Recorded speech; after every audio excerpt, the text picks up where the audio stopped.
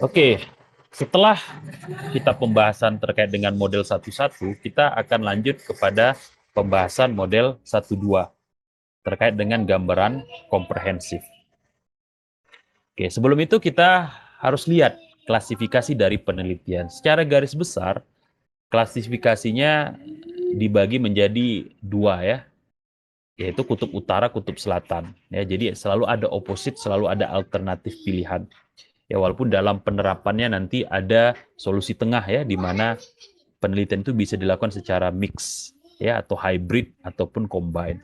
Nah, kita mulai dari 7 klasifikasi yang formal ataupun yang biasa dilakukan ya. Jadi yang pertama, kita membagi penelitian itu dari sifatnya ya. Ada sifat fundamental di mana terkait dengan generate ya, atau menghasilkan. Ada juga yang sifatnya apply ya, penerapan di mana kita menciptakan sesuatu di sini. Nah, jadi pilihan apakah kamu mau memilih fundamental research atau apply research. Berikutnya ada juga terkait dengan deskriptif yang cenderung lebih kepada mendefinisikan ya, atau mengartikan atau memaknai suatu peristiwa atau menjelaskan suatu peristiwa. Ya, ada juga analytical ya. Di sini ada penjelasan juga, tapi dia lebih dalam, di mana penjelasannya bukan hanya dari sisi kecenderungan, dari sisi bentuk atau persebaran, tetapi bahkan sampai ke hubungan ya, atau keterikatan antara satu variabel dengan variabel yang lain. Berikutnya ada juga dari sisi metode yang digunakan ya, apakah dia kualitatif di mana memfasilitasi dengan menarasikan suatu fenomena atau menjelaskan dengan narasi. Ada juga yang sifatnya kuantitatif atau sifatnya pengukuran di mana menjelaskannya dengan angka-angka. Ada juga yang sifatnya atau yang cara kerjanya ya konseptual ya, di mana kita membentuk atau memformulasikan suatu penelitian dengan abstraksi ya. Jadi gagasan kita kumpulkan, terus kemudian kita buat konsep. Nah, ada juga yang sifatnya observasi ya, di mana di sini kita cenderung kepada rasionalitas ya, jadi melihat secara langsung bagaimana suatu penelitian itu dilakukan. Oke, berikutnya ada discovery atau exploratory. Ini terkait dengan inisial ya. Kita masih bingung atau masih belum paham benar apa nih yang terjadi ya. Makanya kita coba explore ya, kita coba gali di awal ya, untuk menambah ataupun mewujudkan pemahaman kita. Ya, kira-kira kenapa ini bisa terjadi. Nah, kalau kita sudah ada datanya, maka cenderung kita lebih baik melakukan konfirmatori. Ya, ini sifatnya complementary. Jadi datanya sudah ada atau teorinya sudah eksis, tapi ada hal-hal lain yang perlu kita perhatikan, seperti misalnya ada paradoks di dalamnya, ada gap di dalamnya, dan sebagainya. Penelitian juga bisa sifatnya kausalitas ya, di mana kita mau melihat ya hubungan sebab dan akibat, atau kita melakukan perbandingan ya, mencari perbedaan atau differences. Atau yang lain bisa kita membagi berdasarkan industrialnya. Jadi apakah ini terkait dengan kebutuhan industri atau representasi terkait dengan kebutuhan market. Nah, sekarang kita ambil contoh misalnya. Kita mau meneliti tentang smart city ya, suatu konsep yang sekarang banyak banget digunakan atau dipakai ya.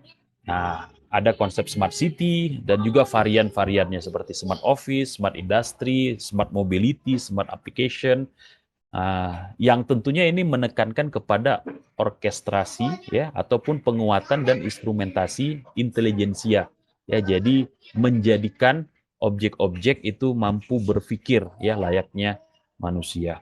Nah, tentu ini ada beberapa hal ya yang harus kita perhatikan kalau konsepnya mau kecerdasan buatan ya, atau konsep aplikasi cerdas tadi.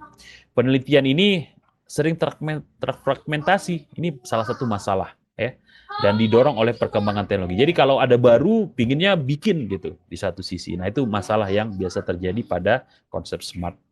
Atau banyak penelitian tentang manfaat ya yang dirasakan dari konsep pintar. Jadi kita berusaha melihat ini apa sih manfaat yang didapatkan nih dari konsep pintar ini.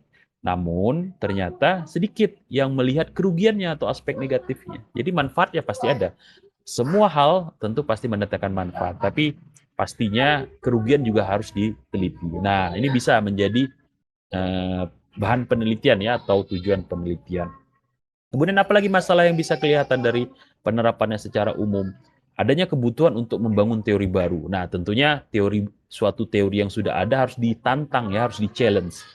Kenapa? Karena kalau tidak di-challenge, kalau kita tidak bersifat kritikal atau skeptis, nah tentunya ini bisa saja membawa keburukan ataupun hal-hal yang negatif ya. Jadi suatu teori itu harus di-challenge terlebih dahulu, baru kemudian perbaikan-perbaikan akan dilakukan kemudian. Baik perbaikan dalam ruang lingkup yang sama atau perbaikan dengan teori yang baru.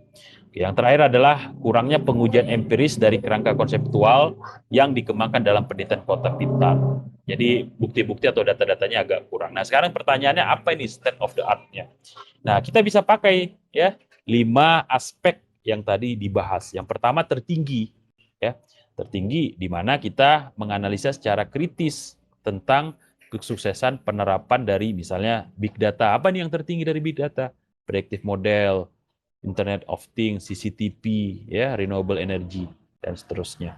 Atau konsepnya terkini, kita cek kemungkinan pemanfaatan teknologi pendukung ya.